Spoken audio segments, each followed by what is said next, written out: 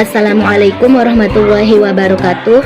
Saya Mustiani dari kelompok 5. Di sini saya akan menjelaskan hasil makalah kami, yaitu tentang strategi pembelajaran anak usia dini berbasis kecerdasan majemuk. Di sini saya sebagai pemateri pertama akan menjelaskan hasil materi kami, yaitu tentang konsep dasar pembelajaran anak usia dini berbasis kecerdasan majemuk. Jadi dapat kita ketahui bahwa istilah pembelajaran dari kata belajar, yaitu aktivitas atau proses untuk memperoleh pengetahuan, meningkatkan keterampilan, memperbaiki perilaku, dan mengokohkan kepribadian. Nah, itu yang disebut dalam istilah proses pembelajaran. Jadi pendidikan anak usia dini adalah jenjang pendidikan sebelum jenjang pendidikan dasar bagi anak yang sejak lahir hingga 6 tahun, yang dilakukan dengan memberi rangsangan pendidikan untuk membantu pertumbuhan dan pengembangan anak. Dan pendidikan anak usia dini itu juga merupakan salah satu bentuk penyelenggaraan pendidikan, di mana di sana akan diajarkan berbagai pengembangan seperti pengembangan moral dan agama, kognitif, fisik motorik, dan sosial emosional. Di sana anak akan diajarkan berbagai pengembangan untuk meningkatkan proses pembelajaran. Sedangkan kecerdasan majemuk, kata kecerdasan menurut Kamus Besar Bahasa Indonesia, pusat bahasa artinya perihal cerdas, intelijensi, kesempurnaan, perkembangan akal budi, kepandaian, ketajaman pikiran. Di sini menurut Howard Gardner yang mengatakan bahwa kecerdasan adalah potensi biopsikologi, yang artinya semua makhluk yang bersangkutan mempunyai potensi untuk menggunakan sekumpulan bakat yang dimiliki. Selanjutnya, Howard Gardner kemudian memunculkan istilah multi-fledged intelligence, kecerdasan. Menurut paradigma, multi-fledged intelligence dapat didefinisikan sebagai kemampuan yang mempunyai 3 komponen utama, yakni 1. Kemampuan untuk menyelesaikan masalah yang terjadi dalam kehidupan nyata. Yang kedua, kemampuan untuk menghasilkan persoalan-persoalan baru yang dihadapi untuk diselesaikan. Yang ketiga, kemampuan untuk menciptakan sesuatu untuk menawarkan jasa yang akan menimbulkan penghargaan dalam budaya seseorang. Bagi para pendidik dan implikasinya bagi pendidik terutama di lembaga PAUD, teori multi-fledged intelligence melihat anak sebagai individu yang unik.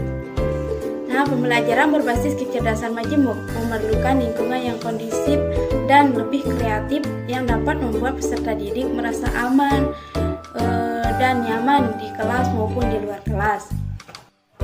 Yang kedua, kecerdasan logis matematis atau kecerdasan matematis logis, kemampuan yang berkaitan dengan penggunaan bilangan dan logika. Anak yang memiliki intelijensi logis matematis umumnya mampu mengenal dan mengerti konsep jumlah dan prinsip sebagai sebab akibat. Adapun cara mengembangkan kecerdasan logika matematika pada anak yaitu yang pertama, memperkaya pengalaman berinteraksi dengan konsep matematika. Yang kedua, eksplorasi pikiran melalui diskusi dan olah pikir ringan. Yang ketiga, mengenalkan bilangan melalui lagu dan sajak berirama. Yang keempat, mengenal bentuk geometri. Yang kelima, bermain puzzle, ular tangga, domino, dan lain-lain. Baik, saya akan melanjutkan materi yang kedua, yaitu tentang strategi pembelajaran multi-inteligensi. Jadi konsep multi-inteligensi ini dikembangkan oleh Howard Gardner, menjelaskan bahwa kecerdasan ini merupakan kemampuan seseorang dalam memecahkan masalah yang muncul di dalam kehidupan yang nyata.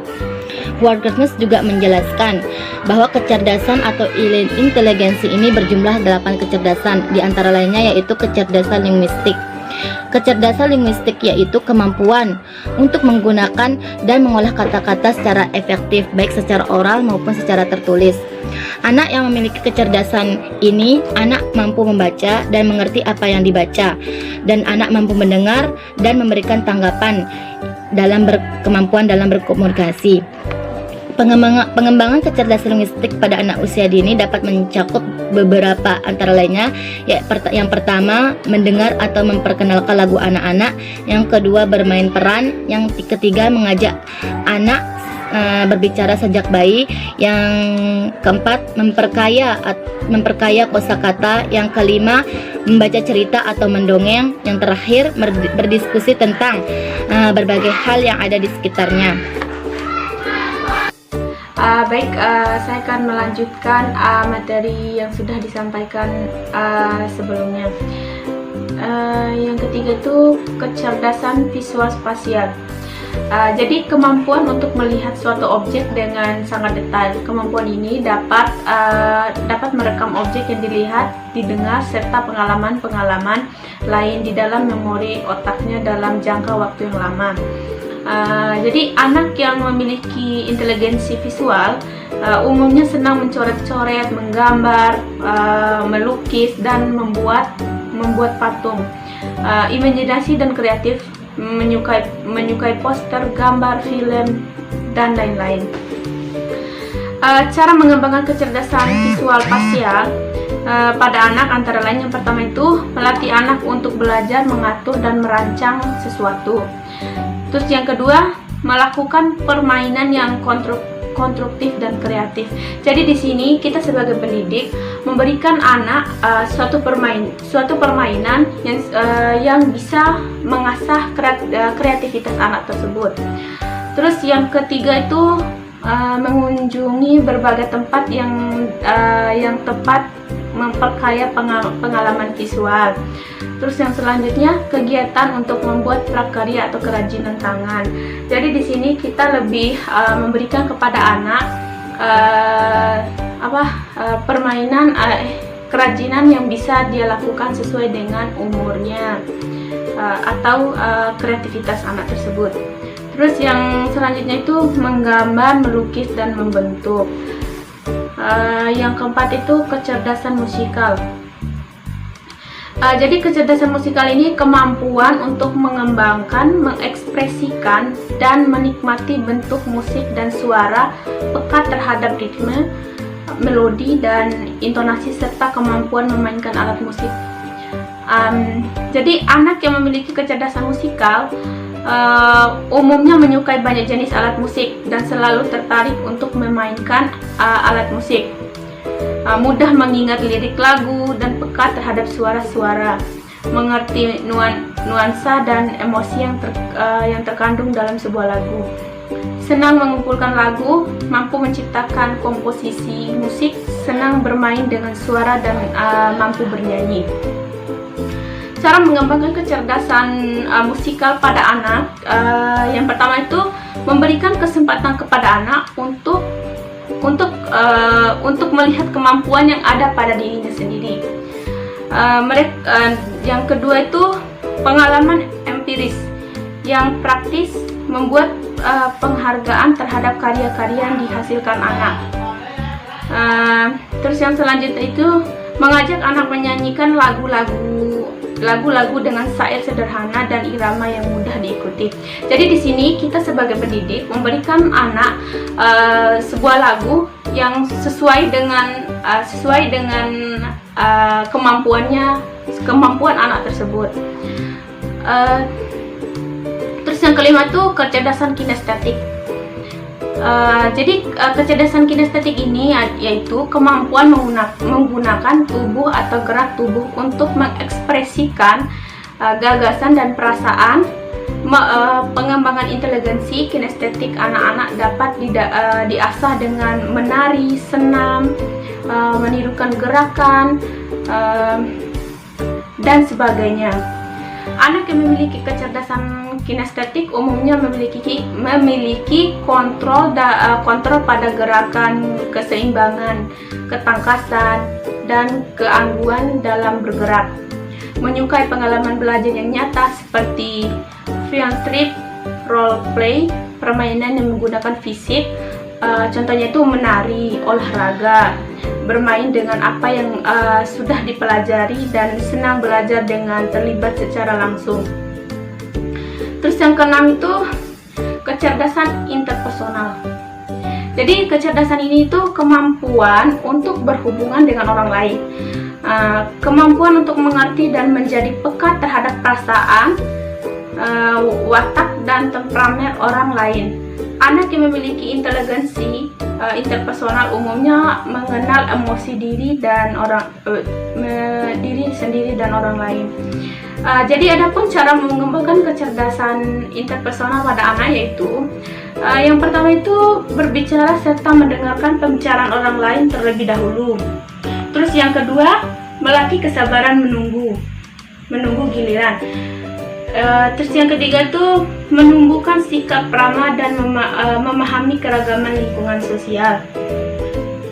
Yang keempat, menghargai perbedaan pendapat antara anak dan temannya. Jadi di sini anak-anak itu bagaimana cara kita mengajarkan kepada anak agar saling menghargai antara satu dengan yang lain, antara temannya. Terus yang selanjutnya itu melatih melakukan kegiatan sosial di lingkungan. Jadi kita tuh lebih anak itu kita harus mengajak anak-anak di lingkungan agar kita tahu bagaimana cara mereka hidup secara sosial, secara lingkungan yang baik. Itu dah. Terus yang selanjutnya itu melatih dan memberi kesempatan kepada anak untuk belajar bertanggung jawab di rumah. Terus yang selanjutnya itu melakukan kegiatan outboard, makan bersama, kerja bakti dan bermain drama. Mungkin itu saja yang bisa saya sampaikan dan akan dilanjutkan oleh teman saya selanjutnya. Assalamualaikum warahmatullahi wabarakatuh. Bismillahirrahmanirrahim. Assalamualaikum warahmatullahi wabarakatuh. Di sini saya akan melanjutkan penjelasan dari teman saya tuh sebelumnya yang menjelaskan tentang kecerdasan interpersonal. Dan di sini saya akan menjelaskan tentang kecerdasan intrapersonal, yang dimana kecerdasan intrapersonal itu adalah kebalikan dari kecerdasan interpersonal. Sebelumnya itu kecerdasan interpersonal itu berkaitan dengan kemampuan untuk bergaul atau kemampuan untuk memahami orang lain. Sedangkan di sini yang dimaksud dengan kecerdasan intrapersonal itu adalah kecerdasan atau kemampuan untuk memahami diri sendiri dan bertanggung jawab terhadap kehidupannya. Nah itu. Dan biasanya orang atau anak-anak yang memiliki kecerdasan intrapersonal ini biasanya mereka itu konsentrasinya itu tinggi, kemudian mereka itu lebih suka bekerja sendiri, atau misalnya kalau ada tugas atau apa mereka itu lebih suka sendiri gitu, dan mereka itu juga lebih cenderung pendiam dan menyendiri. Nah itu ciri-ciri dari kecerdasan intrapersonal. Nah di sini sebagai seorang guru, bagaimana sih cara kita menstimulus atau mengembangkan anak yang memiliki kecerdasan intrapersonal? Nah di sini caranya itu adalah kita itu membicarakan kelebihan, kelemahan, dan minat dari anak itu sendiri. Karena anak yang memiliki kecerdasan interpersonal itu mereka itu lebih mengenal diri mereka sendiri. Mereka itu mengenal atau mengetahui kelebihan mereka itu mengetahui keterbatasan, kelemahan, dan mereka juga mengetahui minat dan keunggulan yang mereka miliki gitu. Kemudian yang kedua, menuangkan isi hati dalam bentuk coret-coretan. Nah ini dimana kan kalau orang yang cenderung pendiam itu mereka kan lebih suka menulis. Misalnya kalau kita biasanya orang pendiam itu mereka kan lebih suka membuat misalnya dear diary. Nah sedangkan kalau anak itu kan tidak mungkin gitu membuat dear diary atau membuat buku harian. Nah kita itu atau mereka itu pasti menulis isi hati mereka itu dengan mencoret-coret tembok dan lain sebagainya. Kemudian karena anak yang memiliki kecerdasan intrapersonal ini mereka itu lebih tidak suka bergaul atau antisosial. Jadi kita misalnya nanti sebagai keluarga atau orang tua itu harus menciptakan suasana atau kondisi rumah yang benar-benar kondusif gitu, yang benar-benar aman untuk anak, sehingga pengembangan kemampuan intrapersonalnya itu baik gitu dikembangkan di rumah. Kemudian selain itu kita juga sebagai guru misalnya nanti itu harus menciptakan citra diri positif kepada anak. Misalnya aku itu anak baik, nanti kita itu nanti mengajarkan anak itu bahwa cara menjadi anak baik itu bagaimana dan sebagainya, supaya nanti saat mereka bergaul itu tidak terlalu menjauh atau mereka itu tidak menyakiti temannya. Nah itu. Kemudian yang kedelapan adalah kecerdasan naturalis, yang dimana yang dimaksud dengan kecerdasan naturalis itu adalah kecerdasan atau kemampuan untuk mengenal lingkungan sekitar. Misalnya di lingkungan sekitar ada hewan, ada tumbuhan, dan lain sebagainya. Nah itu, ciri-ciri orang yang memiliki kecerdasan naturalis ini biasanya mereka itu sangat suka untuk keluar rumah atau outbound. Nah itu, dan sebagai seorang guru misalnya atau sebagai orang tua nantinya, cara menstimulus atau mengembangkan kecerdasan naturalis ini yaitu dengan mengajak mereka berkebun, kemudian bercocok tanam, ataupun mengajak mereka misalnya pergi ke kebun binatang, dan lain sebagainya. Kemudian yang kesembilan itu atau yang terakhir adalah kecerdasan spiritual. Nah di sini kecerdasan spiritual ini atau kecerdasan eksistensial ya menurut Howard Gardner, bahwa di sini anak itu mempunyai kemampuan untuk memahami orang lain, atau mereka itu pengalaman spiritualitas mereka itu tinggi gitu. Ciri-cirinya misalnya nih, anak-anak yang sangat rajin sholat, kemudian sangat suka mengaji. Nah itu ciri-ciri dari anak yang memiliki kecerdasan spiritual. Kemudian, nah di sini jadi strategi pembelajaran berbasis multiple intelligence ini adalah bertujuan untuk mengoptimalkan kecerdasan yang dimiliki oleh setiap anak gitu. Jadi nanti ada 2 tahap yang kita lakukan pada saat kita menerapkan pembelajaran berbasis multiple intelligence ini. Nah yang pertama itu adalah memberdayakan atau menggunakan semua jenis kecerdasan pada saat proses pembelajaran atau di mata pelajaran. Kan seperti yang kita ketahui bahwa anak-anak itu kan unik, anak-anak itu kan berbeda. Jadi nanti sebagai seorang pendidik, kita itu harus memasukkan semua kecerdasan itu atau semua jenis kecerdasan itu di proses pembelajaran atau di mata pembelajaran.